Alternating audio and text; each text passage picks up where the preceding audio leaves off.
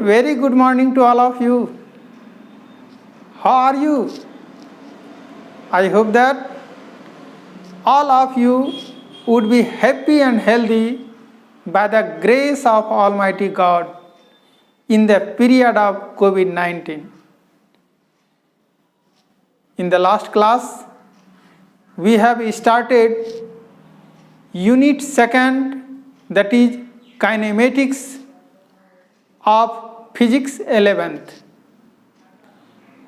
In kinematics, we have started the chapter vector algebra or vector analysis. In vector algebra, we have studied the definition of physical quantity. We have also studied the kinds of physical quantity. The first one is scalar quantity, second one is vector quantity, and third and last one is tensor. Today we shall discuss on scalar quantity, vector quantity and tensor. Let us start. What is the definition of scalar quantity?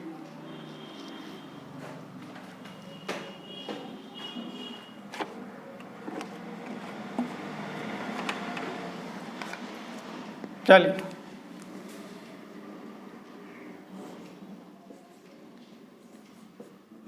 today will be lecture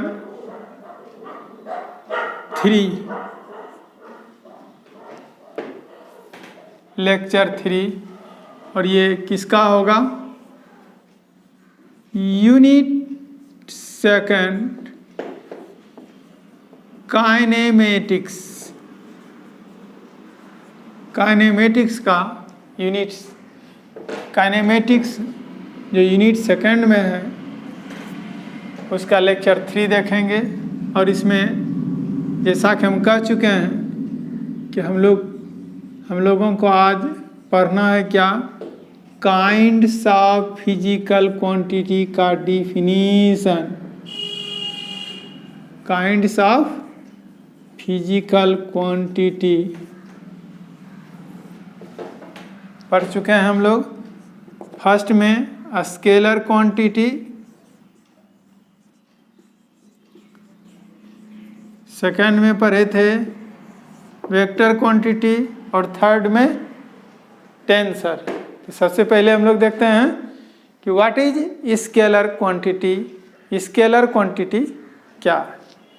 आइए scalar quantity को define करने से पहले हम लोग इसका example से शुरुआत करते हैं। ये क्या एग्जाम्पल है सर? तो देखो एग्जाम्पल हम लेंगे मास।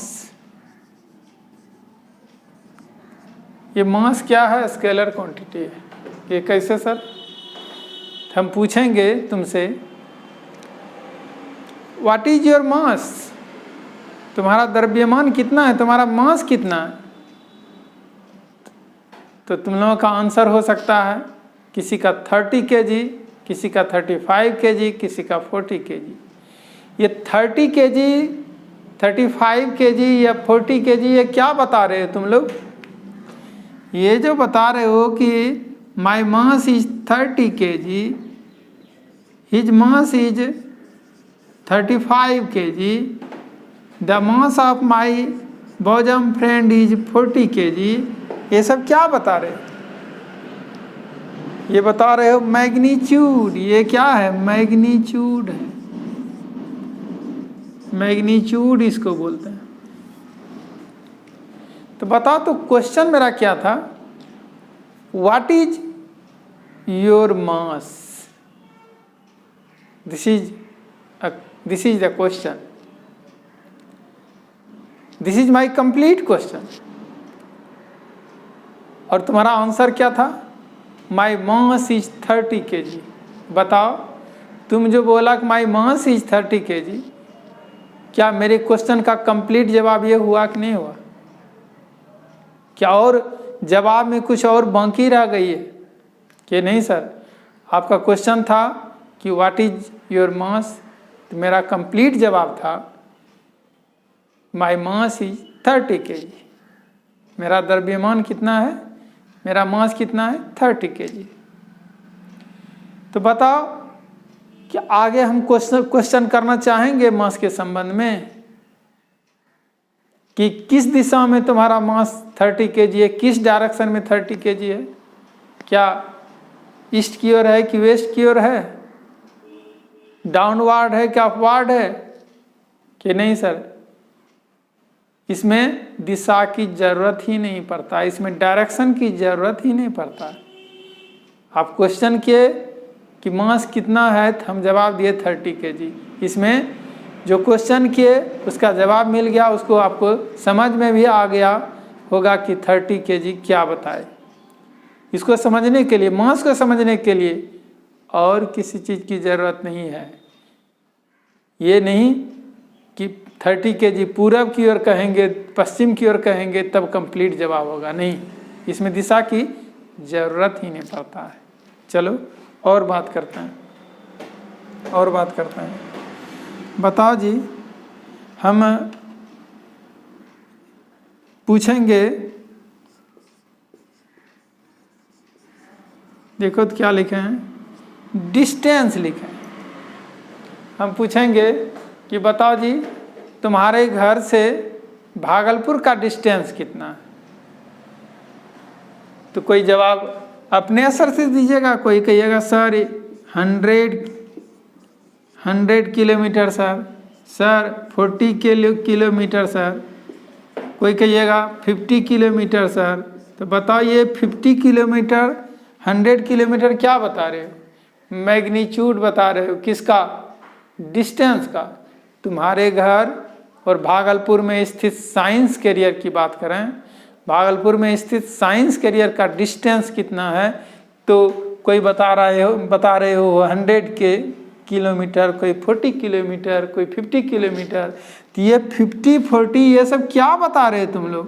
कहिएगा सर ये तो मैग्नीट्यूड बता रहे हैं। तो बताओ जी, हम क्या पूछे थे तुमसे? तुमसे पूछे थे कि डिस्टेंस कितना है तुम्हारे घर से भागलपुर में स्थित साइंस कैरियर का। तो आपने जवाब दे दिया 40 किलोमीटर, 100 किलोमीटर। लेकिन क्या हम क्वेश्चन करना चाहेंगे किस दिशा में है? किस दिशा में 40 किलोमीटर है? नहीं, हमको डिस्टेंस को समझने के लिए, डिस्टेंस को एक्सप्रेस करने के लिए हमको डायरेक्शन की ज़रूरत नहीं है। हम कहेंगे तुम्हारे घर से लोकल मार्केट का डिस्टेंस कितना है? तो कहोगे 3 किलोमीटर, 5 किलोमीटर। ये डायरेक्शन में नहीं पूछेंगे कि किस डायरेक्शन में लोकल मार्केट तुम्हारा है, क्योंकि डायरेक्शन को यहाँ डायरेक्शन की ज़रूरत ही नहीं है। दूरी को समझने के लिए, डिस्टेंस को समझने के लिए, तुम्हारे घर से मार्केट की दूरी को समझने के लिए डायरेक्शन की ज़रूरत नहीं है, बल्कि केवल मैग्नीट्यूड की ज़रूरत है। चलो तो डिस्टेंस लिखे हम।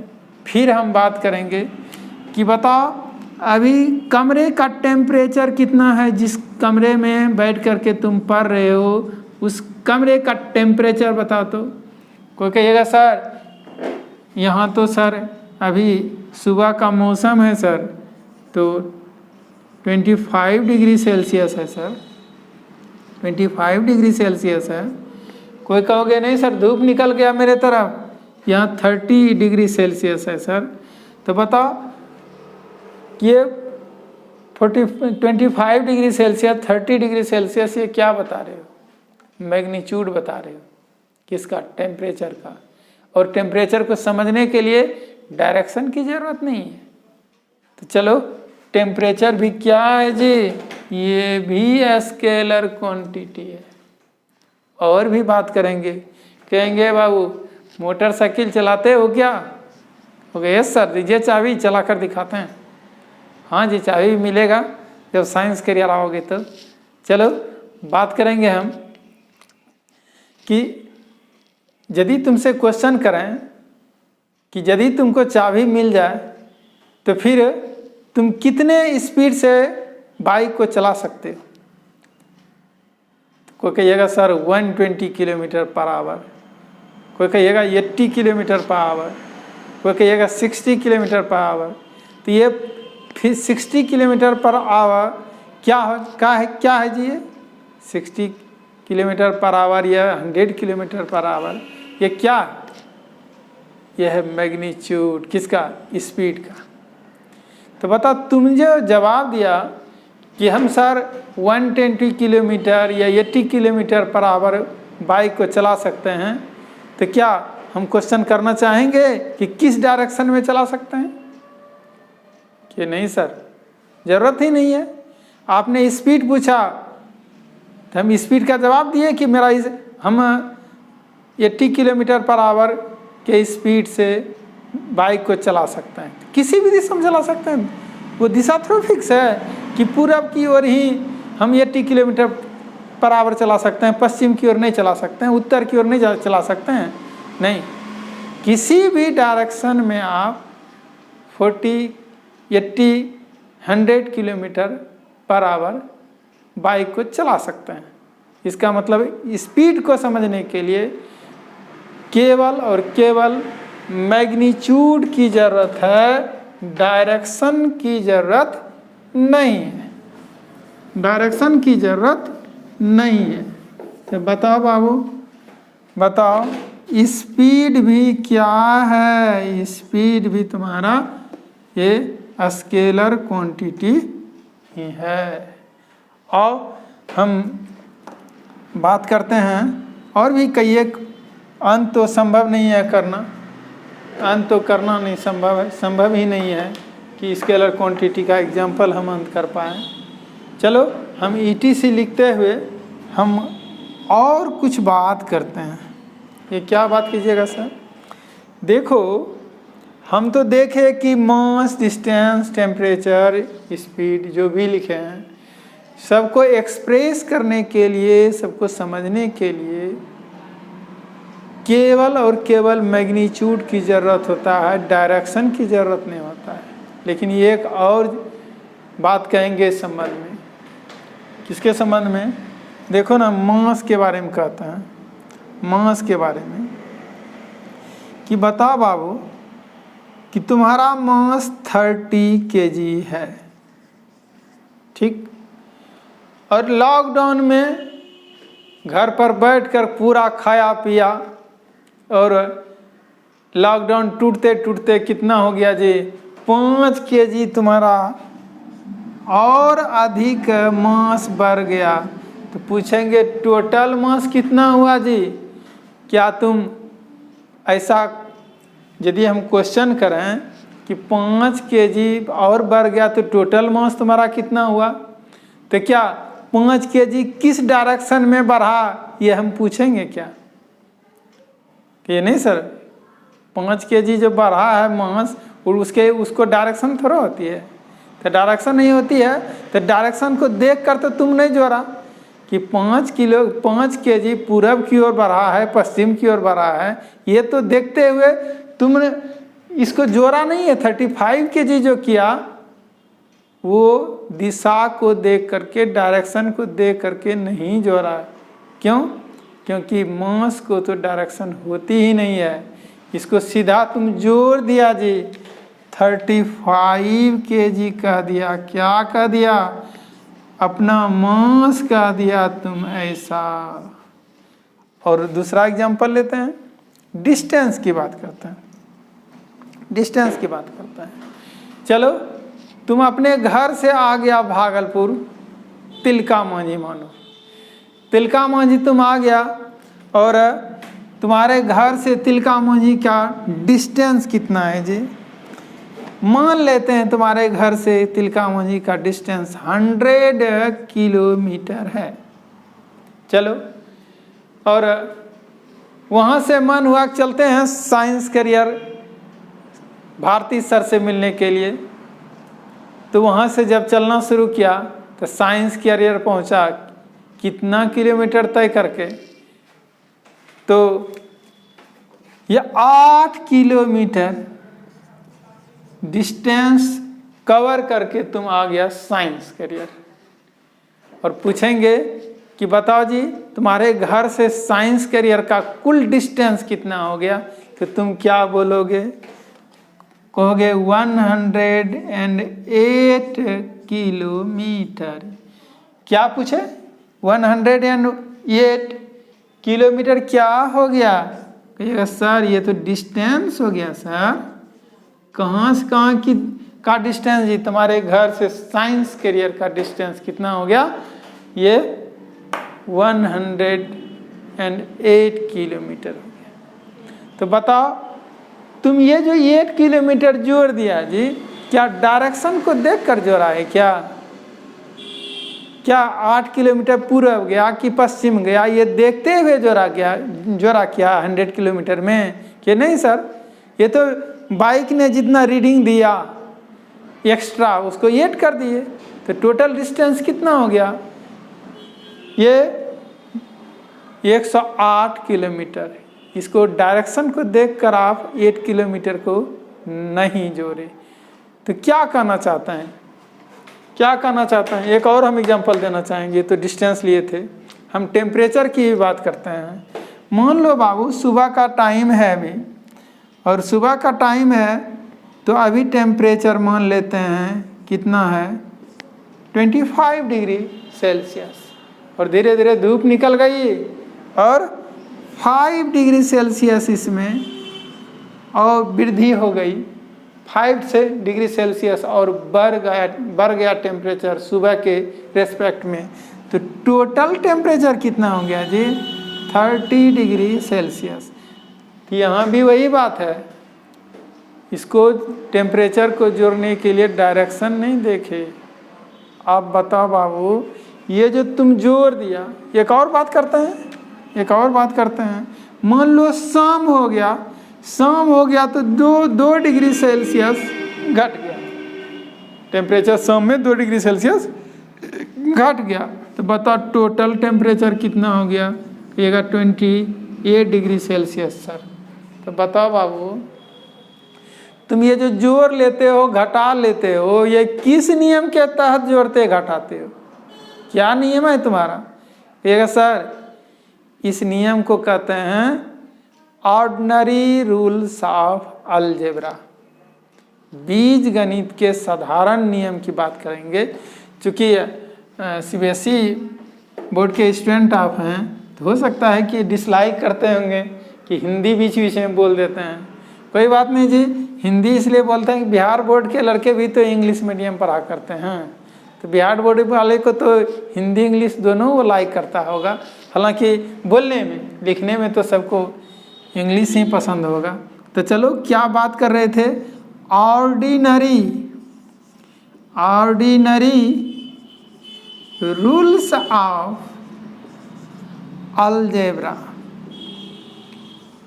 ऑर्डिनरी रूल्स ऑफ अलजेब्रा, देखो इसी रूल के तहत हम लोग मास, डिस्टेंस, टेम्परेचर ETC को जोड़ते हैं, घटाते हैं। अर्थात ये मास, डिस्टेंस, टेम्परेचर ये सब क्या करता है? अलजेब्रा के ऑर्डिनरी रूल्स को फॉलो करता है, ऑर्डिनरी रूल्स को ओबे करता है। तो अब आप स्केलर क्वांटिटी का डिफिनेशन खुद दे सकते हैं। कुछ अनुमान कीजिए कि हम क्या क्या डिस्कशन किए, कि मास या डिस्टेंस इस सब को क्या था? केवल मैग्नीट्यूड था, डायरेक्शन नहीं था। तो एक तो ये हो गया डिफिनेशन में कि मैग्नीट्यूड होना चाहिए, डायरेक्शन नहीं होना चाहिए। और थर्ड क्या किए? थर्ड बोले कि जो ऑर्डिनरी रूल्स ऑफ अलजेब्रा का पालन करेगा उसको क्या कहेंगे? स्केलर क्वांटिटी कहेंगे। तो डिफिनीशन आपके दिमाग में पूरी तरह सेट कर गया, बैठ गया, समझ में आ गया। तो एक बार रिपीट करें हम, स्केलर क्वांटिटी किसको कहेंगे? वह क्वांटिटी जिसे मैग्नीट्यूड और डायरेक्शन दोनों हो, और साथ ही साथ जो ऑर्डिनरी रूल्स ऑफ अलजेब्रा यानी बीज गणित के साधारण नियमों का पालन करे, उसे क्या कहते हैं? स्केलर क्वांटिटी कहते हैं। कह सकते हैं कि the quantity which has the quantity which has only magnitude but no direction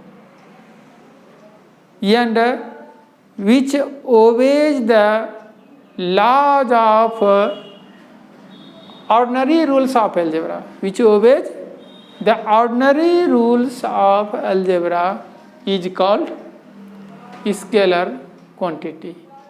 एक बार फिर से सुनिए, कहते हैं the quantity which has only magnitude but no direction and which obeys the ordinary rules of algebra is called scalar quantity. तो चलिए हम लोग लिखते हैं। अब डिफिनीशन लिखिए।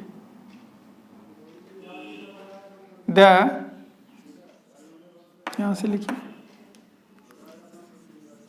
The physical quantity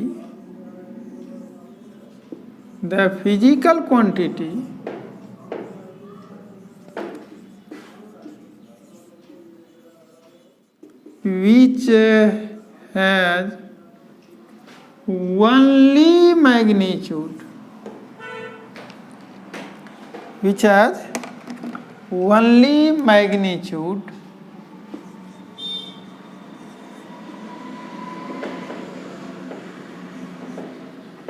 but no direction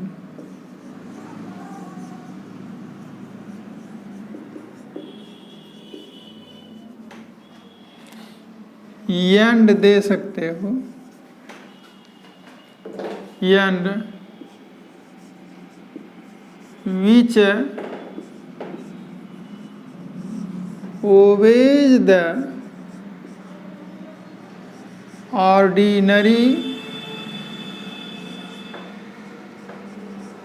rules of algebra is called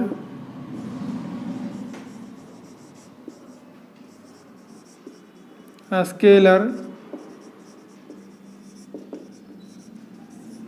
quantity.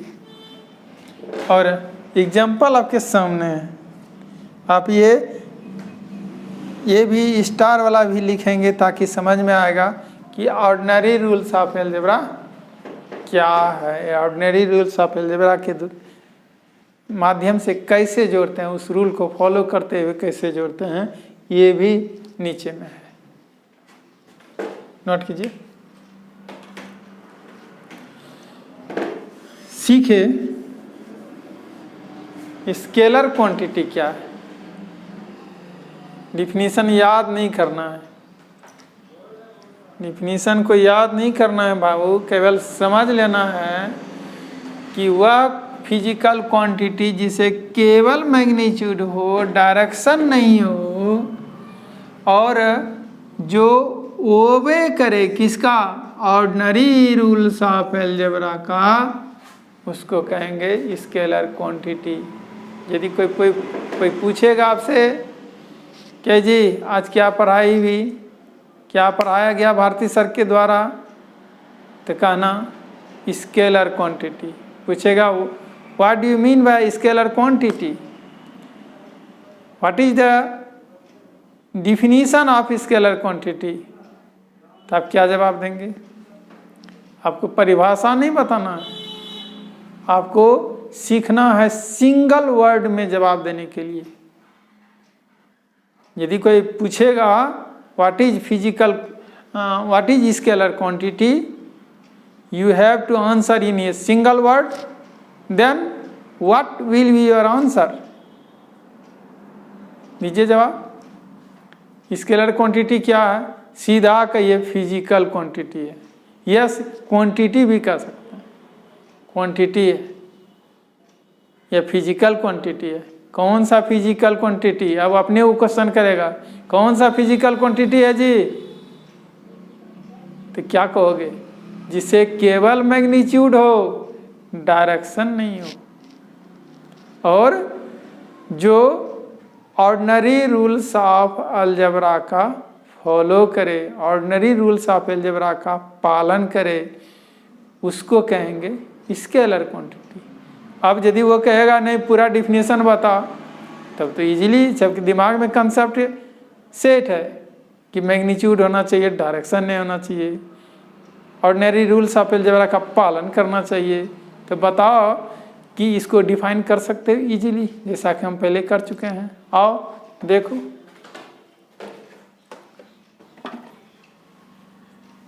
हम लोग चलेंगे वेक्टर क्वांटिटी की ओर।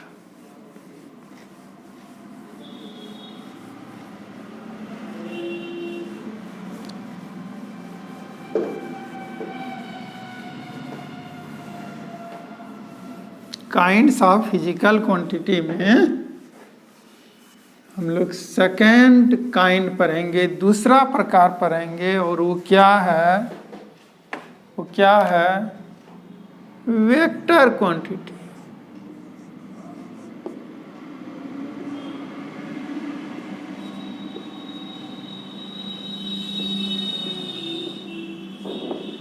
चलो जी, इसका भी हम एग्जाम्पल से प्रारंभ करना चाहेंगे कि वेक्टर क्वांटिटी का एग्जाम्पल फोर्स की बात करेंगे। फोर्स क्या है? वेक्टर क्वांटिटी है। कहिए कैसे सर? तो देखो, हम यदि एक क्वेश्चन करें तुमसे कि देखो बाबू, एक बॉडी है, इस बॉडी पर फोर्स लगाओ, तो क्या करोगे? ऐसे लोगे, ऐसे धक्का मार दोगे? नहीं। यदि कॉमन सेंस के साथ बात करें तुमसे, तो कॉमन सेंस के साथ तुम सुन रहे हो, तो जैसे ही क्वेश्चन करेंगे जी इस बॉडी पर फोर्स लगाओ, तो क्या करोगे? सबसे पहले क्वेश्चन करोगे, सर इस पर कितना फोर्स लगाएंगे सर? या और दूसरे भाषा में कह सकते हो, सर कितने न्यूटन का फोर्स लगाएंगे सर? 5 न्यूटन, 10 न्यूटन, 20 न्यूटन, कितने न्यूटन का फोर्स लगाएंगे सर? जस्ट सही बात बोले कि कितना न्यूटन का फोर्स लगाएंगे, तो हम कहेंगे 10 न्यूटन का। तो 10 न्यूटन क्या हो गया? 10 न्यूटन हो गया मैग्नीट्यूड। 10 न्यूटन क्या हो गया? मैग्नीट्यूड हो गया। ये जो तुम कहा 10 न्यूटन मैग्नीट्यूड हो गया। लेकिन बताओ फिर दूसरा क्वेश्चन तुम क्या करोगे? सर 10 न्यूटन का फोर्स किधर लगाएंगे? डाउनवार्ड लगाएंगे कि लेफ्ट वार्ड लगाएंगे, राइट वार्ड लगाएंगे, यानी ईस्ट की ओर लगाएंगे, वेस्ट की ओर लगाएंगे, नॉर्थ की ओर लगाएंगे, किस डायरेक्शन में लगाएंगे 10 न्यूटन सर? सही क्वेश्चन है कि पहला क्वेश्चन तो कितना न्यूटन लगाएंगे, दूसरा क्वेश्चन कि किस डायरेक्शन में लगाएंगे। अब हम बताएंगे कि 10 न्यूटन का फोर्स लगाओ तुम और ईस्ट की ओर लगाओ, तो ईजिली आप 10 न्यूटन का फोर्स लगाएंगे और ईस्ट की ओर लगाएंगे। तो देखें कि फोर्स को एक्सप्रेस करने के लिए मैग्नीट्यूड और डायरेक्शन दोनों की ज़रूरत होता है, और साथ ही साथ किसकी ज़रूरत होता है और बात करेंगे कि किसकी ज़रूरत होता है सर। तो देखो बाबू, एक एग्जाम्पल है। एक ठेला था जी, और किसके पास ठेला था जानते हो? एक जुड़वे भाई के पास ठेला था। जुड़वा भाई दोनों एक तरह का था, हट्ठा कट्ठा, गरीब था, इसलिए क्या करता था, ठेला पर सीमेंट एक जगह से यानी गोदाम से जहाँ मकान बनता था, किसी प्राइवेट व्यक्ति का, किसी व्यक्ति का मकान बनता था, तो वहाँ ये सीमेंट लेकर जाता था। और कैसे, एक मान लेते हैं तुमको समझाने के लिए, एक भाई 5 न्यूटन फोर्स लगाता था, दूसरा भाई भी 5 न्यूटन का फोर्स लगाता था, और टोटल फोर्स कितना हो जाएगा जी? टोटल फोर्स कितना हो जाएगा? 10 न्यूटन हो जाएगा, क्योंकि 5 न्यूटन राम ने लगाया तो 5 न्यूटन दूसरे भाई श्याम ने लगाया, और टोटल फोर्स कितना हो गया? 10 न्यूटन हो गया। अब बताओ, जानते हो क्या हुआ? जानते हो, ये जो तुम फोर्स टोटल लगाया कैसे, 5 + 5 = 10 न्यूटन। लेकिन जानते हो, दोनों भाई की, जुर्मा भाई था, दोनों भाई की शादी हो गई एक ही लगन में, लेकिन मरवा अलग अलग था जी। और शादी हो गई, दोनों की बीवी आई, तो जानते हो दोनों भाई पहले ठेला पर लाद करके एक ही डायरेक्शन में एक ही जगह ले जाया करता था। अब क्या हो गया, दोनों में झगड़ा। 5 बोरा क्या किया, 5 बोरा क्या किया, राम ने भी लाद दिया इस पर सीमेंट ठेले पर, 5 बोरा श्याम ने भी लाद दिया। लेकिन जानते हो क्या हुआ? जानते हो, राम पूरब की ओर बल लगाता था, पूरब की ओर ले जाने के लिए 5 न्यूटन का बल लगा रहा था जब, तो श्याम किधर लगा रहा था? 5 न्यूटन का बल पश्चिम की ओर लगा रहा था। पीछे सुनो, राम पूरब की ओर 5 न्यूटन बल लगाया, तो श्याम पश्चिम की ओर 5 न्यूटन बल लगाया। और बताओ जी, दोनों एक साथ लगा रहा है, तो ठेला कहीं जाएगा क्या? कहिएगा नहीं सर, वो स्थिर नहीं रहेगा। हम कहेंगे क्यों जी? कहिएगा सर नेट फोर्स जानते हैं, इस पर 0 लगेगा। हम कहेंगे हीरो 0 कैसे लगेगा जी? कहिएगा सर कैसे नहीं लगेगा, ये पूरब की ओर जा रहा है, इसको यदि आप 5 न्यूटन मानेंगे पॉजिटिव में, तो पश्चिम की ओर जो बल लग रहा है, पश्चिम की ओर से जो बल लग रहा है, तो क्या होगा, वो ये पूरब की ओर मानते हैं तो 5 न्यूटन पॉजिटिव, पश्चिम की ओर लग रहा है तो ये निगेटिव फोर्स हो जाएगा। और सब जोड़ेंगे तो क्या होगा, 5 newton minus 5 newton, this is equal to 0 newton हो जाएगा सर। हम कहेंगे अरे 0 न्यूटन होगा, कैसे हो गया ये जी? कहिएगा सर यहाँ 5 न्यूटन और 5 न्यूटन, ये 0 न्यूटन होगा क्योंकि ये विपरीत दिशा में लग रहा है। इसका मतलब क्या है जी? तुम अभी तक क्या सीखा था? 5 न्यूटन जोड़ 5 न्यूटन, या 5 न्यूटन और 5 न्यूटन कितना न्यूटन होता है? कहोगे कि सर 10 न्यूटन होता है। यही पहले जानता था, लेकिन आज क्या जानने लगा है कि 5 न्यूटन और 5 न्यूटन ये 0 न्यूटन भी होता है। तो बताओ, अब यदि तुमसे कोई क्वेश्चन करे कि बताओ बाबू 5 न्यूटन और 5 न्यूटन कितना न्यूटन होता है, तो क्या जवाब दे पाओगे क्या?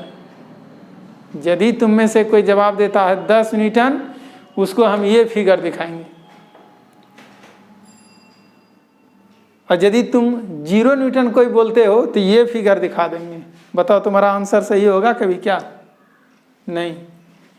तब जैसे ही क्वेश्चन करने वाले करेंगे कि 5 न्यूटन और 5 न्यूटन कितना न्यूटन होता है, तुमको उधर से तुरंत क्वेश्चन करना पड़ेगा कि सर दोनों का डायरेक्शन क्या है। यदि सेम डायरेक्शन है तो 10 न्यूटन होगा, यदि अपोजिट डायरेक्शन है तो 0 न्यूटन होगा। इसका मतलब तुम क्या करने लगा जी? कहिएगा सर दिमाग लगाने लगे। कि क्या दिमाग लगाया जी? क्या दिमाग लगाने लगा कि सर फोर्स को जोड़ने वक्त दिशा को देखने लगे। सर सेम डायरेक्शन होगा तो 10 न्यूटन, अपोजिट डायरेक्शन होगा तो 0 न्यूटन। तो देखा फोर्स को तुम क्या किया, ऑर्डिनरी रूल्स ऑफ एलजेब्रा के माध्यम से नहीं जोड़ा, आंख मूंद कर नहीं जोड़ लिया कि 5 जोड़ 5 10 न्यूटन, बल्कि दिशा को देखते हुए जोड़ा।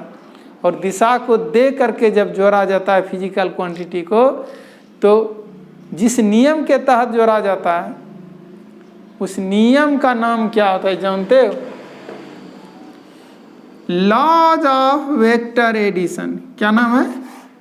Laws of vector addition. Vector addition सदिश योग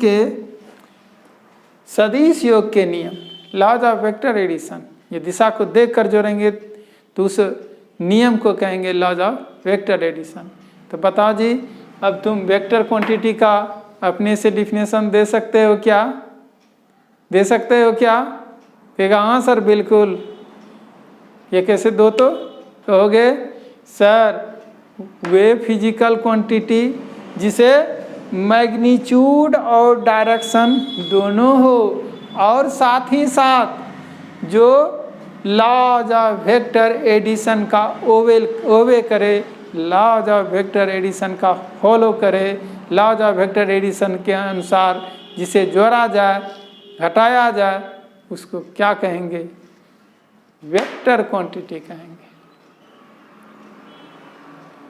हमको लगता है सबको समझ में आ गया होगा, रटने की जरूरत नहीं होगा वेक्टर क्वांटिटी की किसको कहते हैं। चलो क्या कहो, कैसे बोलोगे? बोलोगे द क्वांटिटी और the physical quantity which has both magnitude and direction as well as which obeys the laws of vector addition is called vector quantity. चलो डिफाइन करते हैं। The physical quantity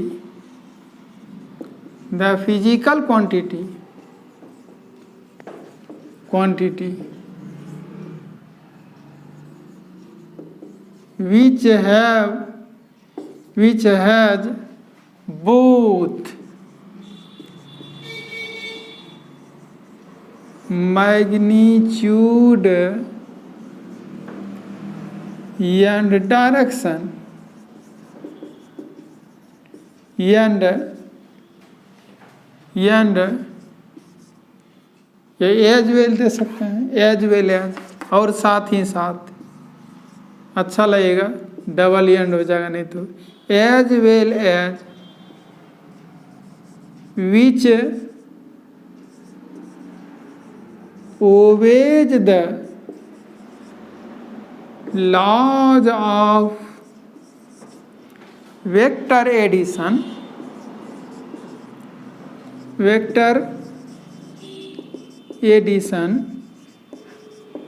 is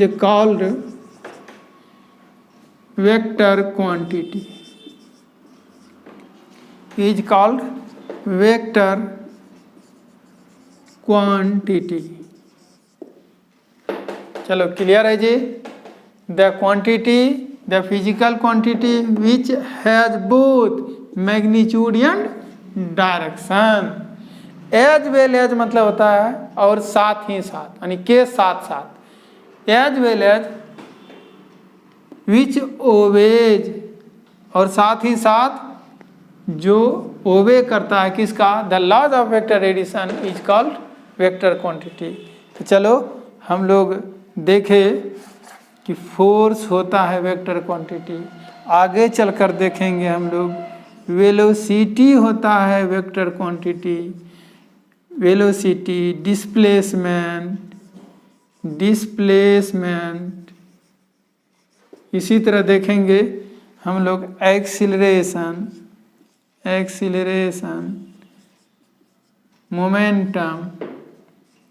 momentum ETC। हम ज़्यादा example नहीं देना चाहेंगे क्योंकि हो सकता है कि इसमें से आपको जानकारी नहीं हो ये क्या है, तो ब्रेन पर बोझ हो जाएगा। हम नहीं चाहते हैं आपके दिमाग पर कोई बोझ पड़े, इसलिए फोर्स को ही समझते हैं तो वही समझिए। आगे जब हम फिजिकल वेलोसिटी बताएंगे, डिस्प्लेसमेंट बताएंगे, तब वहाँ क्लियर करेंगे कि वेलोसिटी वेक्टर क्वांटिटी है तो क्यों है, कैसे है, वहाँ अच्छी तरह समझ में आएगा। चलो नेक्स्ट बात करेंगे हम लोग। थर्ड क्या है? टेंसर। थर्ड पढ़ेंगे टेंसर।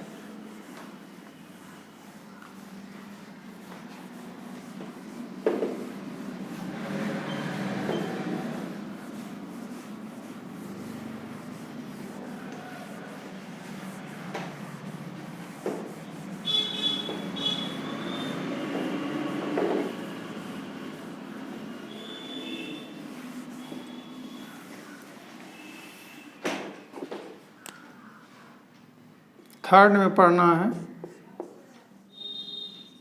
टेंसर। ऐसा करते हैं हम लोग नेक्स्ट क्लास में पढ़ते हैं टेंसर। आज इतना ही रहने दीजिए, नेक्स्ट क्लास में पढ़ते हैं। थैंक्स।